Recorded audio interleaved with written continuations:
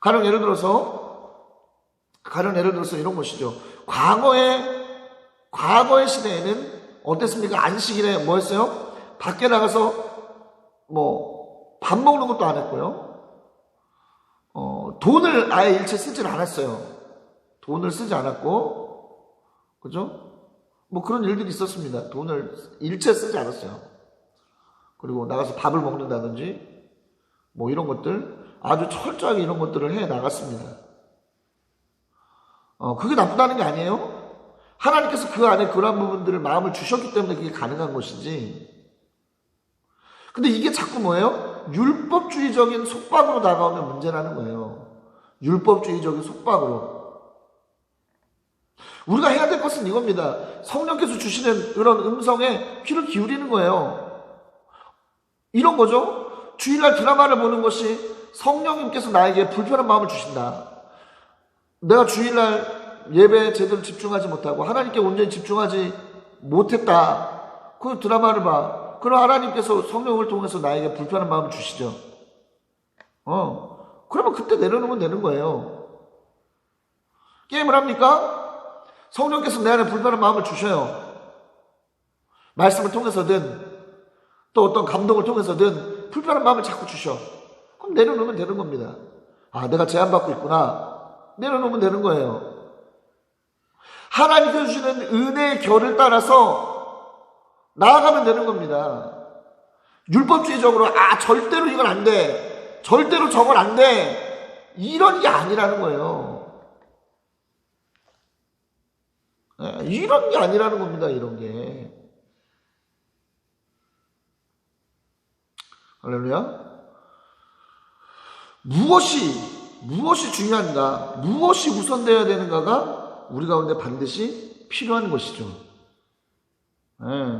하나님께서는 뭘 우선하라? 마음의 할례. 마음의 할례는 어디서부터 비롯된다? 성령님의 은혜로부터 비롯된다. 성령님의 강력한 은혜 우리 가운데 늘 사모해야죠. 그러니까 최우선적으로 그걸 해야 되는 거예요. 최우선적으로 오늘 하루도 뭐예요? 최우선적으로 뭐부터 해야 되는 거야? 성령님의 은혜를 온전히 받는 것부터 시작하는 거죠. 그럼 성령님께서 우리 가운데 인도해 주십니다.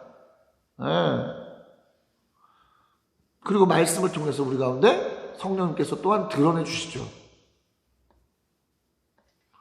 이러한 삶을 살아야 우리는 자유함을 경험해요. 율법으로 얽어매어진 것이 아니라 온전한 자유함을 경험하게 될 수 있다는 것을 여러분 기억하시기 바라겠습니다. 자, 이러한 은혜를 누리신 여러분 되시기 바라고요. 다음 단락으로 넘어갑니다. 7에서 10절 돌아오면 받게 될 복입니다. 자, 이렇게 돌아왔을 때 하나님께서는 복을 주신다고 말씀해요. 원수들, 미워하고 괴롭히는 사람들 저주를 내리겠다고 말씀하시고 말씀에 순종하고 명령을 지키면 모든 일에 복을 주셔서 풍성한 소출을 누리고 하나님께서 조상들처럼 잘되게 하실 것이다.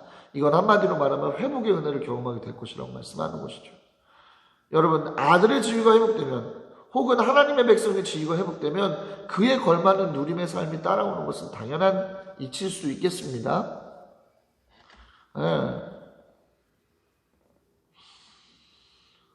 혹 다시 말씀드려요. 혹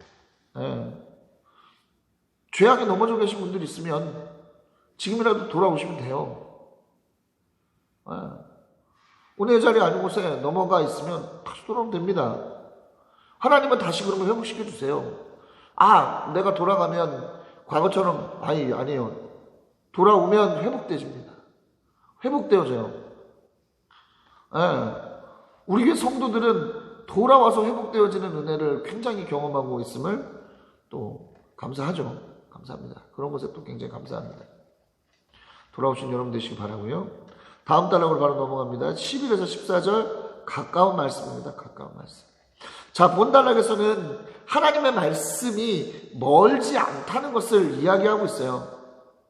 또 하나님의 말씀은 실천하기 어려운 것이 아니라 또 우리가 감당할 수 있는 능력 범위의 바깥에 있는 것이 아니라 우리가 할 수 있는 것이고 충분히 뭐예요?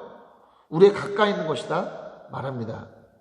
아주 가까운 곳, 입에 있고 마음에 있다라고 말씀하고 있어요. 예. 여러분, 하나님께서는 우리 가운데 실천 불가능한 것을 명령하지 않으셨습니다. 실천 불가능한 것을 지키라고 말씀하시지 않았어요. 왜? 하나님께서 말씀을 주신 이유가, 명령을 주신 이유가 우리를 죽이려고 주신 게 아니라, 우리를 얽매려고 주신 것이 아니라, 어떻게 하시기 위해서? 우리를 살리기 위해서, 우리를 회복하기 위해서 주신 것이기 때문에 그래요. 예. 그렇기 때문에 우리가 언제나 손만 닿으면 우리가 느낄 수 있는 그곳에 말씀을 주셨어요. 신명기 6장 6에서 9절을 참고해 보시면 아주 좋은데요. 신명기 6장 6에서 9절을 보면 이런 말씀이 있죠.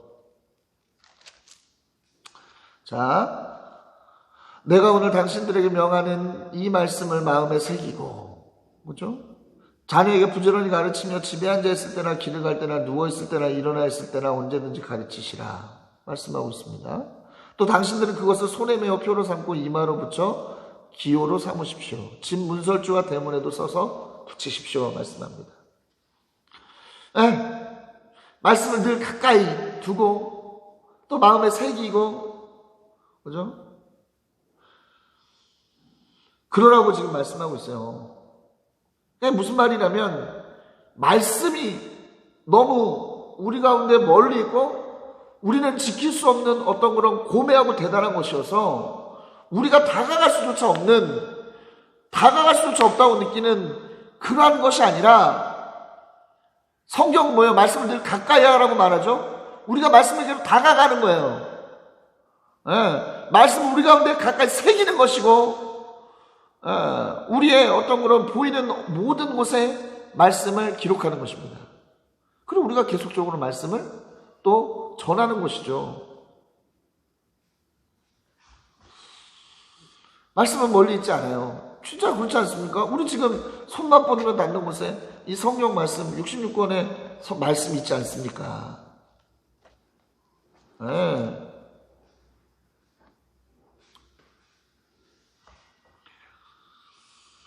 늘 말씀을 가까이 하십시오. 말씀 그 자체를 가까이 하세요. 말씀 그 자체를 가까이 하십시오. 늘 말씀드리면, 교리는 말씀을 건강하게 해석하기 위한 하나의 툴이지, 교리 자체가 말씀 그것을 그대로 말하는 것은 아닙니다. 그래서 웨슬레가 이렇게 말을 하는데요. 성경은 교리를 통해서 해석되어지고, 교리는 성경의 지배를 받는다. 성경 아래 교리이지 성경 위의 교리가 아닙니다. 로마 카톨릭에서는 성경 위에 교리를 놔요. 왜냐하면 교회의 권위가 성경 위에 있습니다. 왜 이게 가능하냐면, 성경 66권을 정경으로 확정한 곳이 교회이기 때문에 성경이 교회 아래에 있다라고 보는 거예요. 그러나 종교개혁자들은 뭡니까? 루터가 오직 말씀으로 라고 선언한 이유로는, 말씀은 그 어떤 것보다 위에 있는 권위입니다. 이 성경 말씀을 바르게 해석하기 위한 나머지는 뭐예요? 신학은 도구인 것이죠. 이 성경 위에 올라가 있는 게 아니에요. 교리는 언제든지 잘못된 점이 있을 수 있습니다. 왜? 시대적인 영향을 받았고 또 그 지역의 영향을 받았기 때문에 비판받을 수 있는 점이 무수히 많습니다. 그리고 시대와 사람의 영향을 받기 때문에 시대가 흘러감에 따라 수많은 신학들이 존재할 수 있는 거예요. 그러나 성경이 진리인 것은 무엇입니까? 예수님 때나 지금이나 모세 때나 지금이나 변하지 않는 그런 말씀이기 때문에 우리가 이 말씀을 진리로 여기는 건 아니겠어요? 그래서 우리는 뭔가 신학을 말하기 전에 뭘 해야 됩니까? 성경에 대한 바른 이해가 필요해요. 성경을 통해서, 그리고 지금 이 신학이 이 성경과 정말로 맞는 것인가를 점검해 볼 수 있는 과정이 필요합니다. 그러니까 우리는 어떤 신학을 쫓는 사람들이 아니라 성경의 말씀을 쫓는 사람들이에요, 성도는. 그래서 웨슬레도 뭐라고 얘기합니까? 자기는 한 권의 책의 사람, 성경 한 권의 책의 사람이라고 말하지 않았습니까? 그리고 그 자신도 신학적인 어떤 그런 정리, 신학적인 책을 남기지 않았습니다. 그는 목사로서 설교했죠. 성경을 중심으로 해서.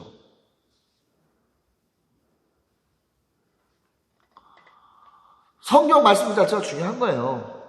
성경을 늘 가까이 하십시오. 성경 그 자체에서 하나님 만나세요. 네. 성경 그 자체에서 하나님 만나십시오. 교리를 알려고 애쓰지 마시고 성경을 알려고 애쓰세요.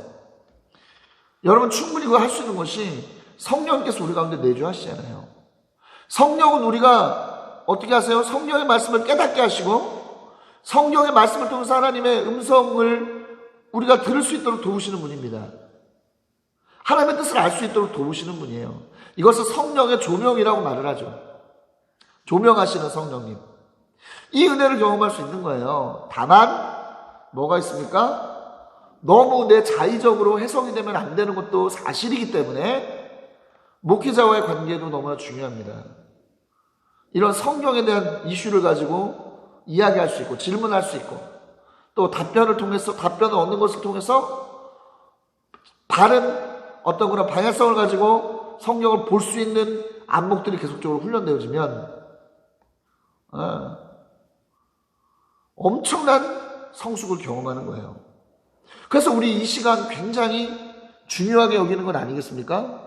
왜? 이 시간 다른 거 하는 게 아니라 성경의 말씀을 우리가 가지고 이야기하는 것이니까. 성경을 중요하게 여기시는 여러분들 되시기를 바랍니다. 바리새인들이 어땠어요? 예수님 시대에. 하나님의 말씀은 뭡니까? 살리기 위한 것, 실천 불가능한 것이 아니었는데 바리새인 때에 와서 이 말씀이 도저히 실천할 수 없는 그런 말씀이 되어버려요. 자신들도 죽고 남도 죽이는 어리석은 그러한 상황이 만들어지는 겁니다. 마태복음 23장 2에서 4절, 누가복음 11장 46절 보면 예수님께서 강력하게 이것을 말씀하고 계신데요. 왜? 자, 예수님 시대에는 바리새인과 서기관들이 어떻게 했냐면 율법에 자신들의 견해를 더했습니다. 장로들의 전통이라고 하는 그 견해를 율법과 동등한 권위로 봤어요. 그래서 나중에는 예수님 때에는 그 율법, 지켜야 될 율법이 25,000가지나 된 거예요. 25,000가지 율법을 어떻게 지킵니까? 하나만 안 지켜도 다 안 지킨 게 되는데 어떻게 25,000가지를 다 지키며 살아요? 불가능한 것이죠. 그래서 예수님 뭐라고 말씀하시는 거예요? 너희도 죽이고 남도 죽인다. 너희도 하늘나라에 들어갈 생각하지 않고 남도 들어가려고 하는 자들도 막아선다 말씀하는 거예요. 그래서 또 고린도후서 3장 6절에 보면 율법이 살리지 못하고 죽이게 된다고 말씀하는 거죠. 너무 교리 중심으로 가게 되면 이러한 문제가 생기게 되는 거예요. 교리는 너무나 중요한 것이고 좋은 것이지만 성경보다 더 좋고 중요할 수는 없습니다. 성경을 바르게 알아가는 일에 여러분 매진하시는 여러분들 되시기를 바라요. 그러기 위해서 건강한 신학이 필요한 것이지 신학을 보조하기 위해서 성경이 있는 것이 아니라는 것을 여러분 기억하시기 바랍니다. 그래서 저도 여러분 보시면 알겠지만 신학자들이 얘기 잘 안 해요.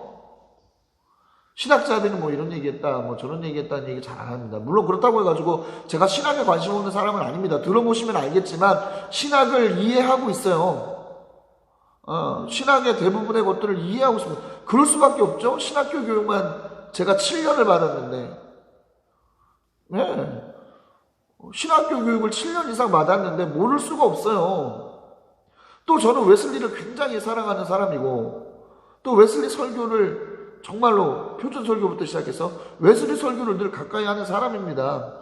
신학에 대해서 굉장히 중요하게 생각하는 부분이 있죠. 그러나 그것이 성경보다 우선할 수 없는 것이라는 거예요. 그것이 우리의 덜미를 잡고 있는 것이라면 우리는 과감하게 내려놓을 수 있는 용기도 필요하죠. 승리한 여러분 되시기를 바랍니다. 자, 그래서 예수님은 마태복음 11장 30절에서 내가 준 멍에는 무겁지 않다라고 말씀해요. 내가 준 멍에는 무겁지 않다.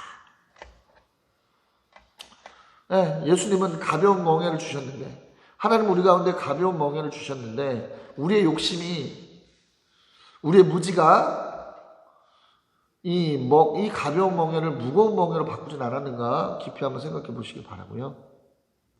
율법적인 실천을 자꾸 하려고 하지 마시고, 하나님을 사랑하시고 예수님을 믿기 때문에, 예수 믿고 또 하나님을 사랑하고 성령님의 어떤 그런 인도하심에 예민하게 반응하면서 말씀을 붙잡으면 우리 인도해 주세요. 그것에 따르면 되는 거예요. 간단하죠? 간단하죠? 그것에 따르면 되는 거예요. 아까도 잠깐 말씀드렸습니다만, 내가 게임하다가 마음에 불편함이 있어. 이거 안 되는데. 자꾸 주일날 게임하는 거? 이거 아닌데. 그럼 안 하면 되는 거예요. 내려놓으면 되는 거예요. 나 드라마 보는 거? 이거 아닌 것 같아. 내려놓으면 되는 겁니다. 네. 하나님께서는, 그렇죠, 지팡이와 막대기로 우리를 바른 곳으로 인도해 주시죠. 양들을 바른 곳으로 인도해 주세요. 그 인도하시는 손길을 보면서 가는 것입니다. 우리는 이러한 영적 원리를 아시는 여러분들 되시기를 그리스도 이름으로 강력히 축원합니다. 마지막 단락입니다. 15에서 20절 선택의 기로예요. 선택의 기로. 자, 모세는 분명히 이야기합니다. 생명과 번영, 죽음과 파멸의 길을 앞에 놓았다. 양갈래 길을 놨다는 것이죠. 신앙이라고 하는 것은 늘 양갈래 길에 서 있는 거예요. 하나님의 말씀, 생명과 번영의 길과 세상의 원리, 세상의 논리, 죽음과 파멸의 길이 늘 우리 앞에 있습니다. 무엇을 선택할 것인가는 우리 의지입니다. 우리 의지예요. 이렇게 얘기하면 또 논쟁이 생기는데, 의지입니다. 보세요, 여러분. 말씀을 보시면, 그렇죠? 신명기 30장의 말씀을 보시면, 이 대목에서요, 보시면, 어떤 그런 하나님의 주권적인 부분들이라고 이야기하지 않습니다. 뭐라고 이야기를 하고 있어요, 여기서 보면? 인간의 선택에, 인간의 의지에 의한 것이라고 말씀하고 있어요. 하나님의 말씀대로 할 것인가? 하나님의 말씀대로 하지 않을 것인가? 성령님의 인도하심을 따를 것인가? 따르지 않을 것인가? 그죠? 하나님, 성령께서 내 안에, 주일날 게임하지 마. 주일날 드라마 보지 마. 이런 마음을 주셨다 칩시다. 그 마음을 따를 것인가? 따라서 게임을 내려놓고 드라마를 끌 것인가? 이것은 뭐예요? 순전하게 우리의 선택이라는 것이죠. 누가 대신 그것을 선택해 주는 게 아니라. 자, 그런데요, 사실 선택지는 하나죠. 순종하는 거예요. 왜? 파멸과 저주의 길로, 죽음과 파멸의 길로 갔을 때 얻게 되는 저주가 너무나 크니까. 그래서 모세의 당부 역시도 생명을 택하라는 것에 있는 것 아니겠습니까? 하나님의 사랑과 말씀을 따르면 살 것이고, 안 그러면 저주를 받게 될 것이고. 사랑하는 여러분, 이건 상식적이기 때문에 긴 말 안 하겠습니다. 믿음으로 여러분 생명의 길을 선택하십시오. 마음의 할례를 받고 하나님의 사랑, 이웃사랑의 삶을 실천할 때 이러한 은혜의 삶을 살 수 있다는 것을 여러분 기억하십시오. 중요한 것은 뭡니까? 이 모든 것을 가능하게 하는 하나님의 은혜를 구하는 여러분 되시기 바랍니다.